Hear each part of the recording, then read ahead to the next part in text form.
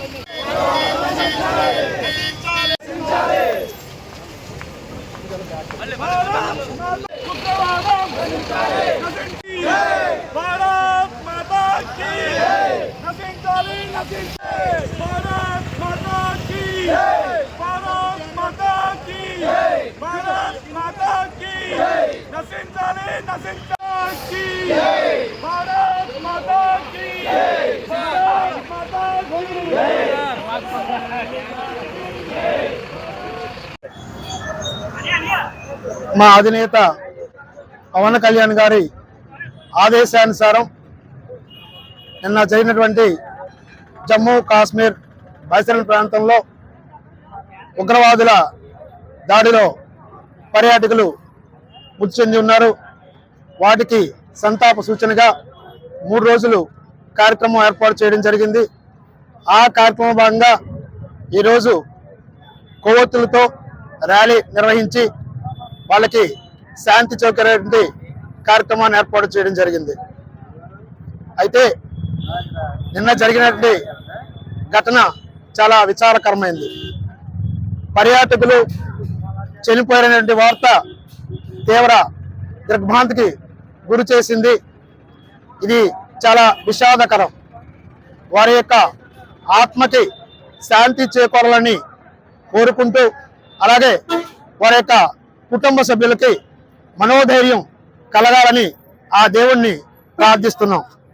ఇలాంటి సంఘటనలు పునరావృతం కాకుండా ప్రభుత్వం మరింత కట్టుదిట్టంగా బలపడాలని కోరుకుంటున్నాం. అయితే ఈ సంఘటనలు అనేవి చాలా విచారకరం. మన దేశ భద్రతలో మన యొక్క పాత్ర, అలాగే ప్రజల యొక్క బాధ్యత ఈ సంఘటన గుర్తు చేసింది. మనందరం కూడా ఈ యొక్క తీవ్రవాదాన్ని ఖండించాలి. దాన్ని ఓడించవలసిన పరిస్థితి ఎంతో ఉంది. మనందరం కూడా ఐక్యతతో, ధైర్యంతో, మన యొక్క ప్రేమతో దీన్ని మనందరం కూడా ఖండించి ఇలాంటి విషయాలు మళ్ళీ పునరావృతం కాకూడదని అందరినీ కోరుకుంటూ సెలవు తీసుకుంటున్నాం.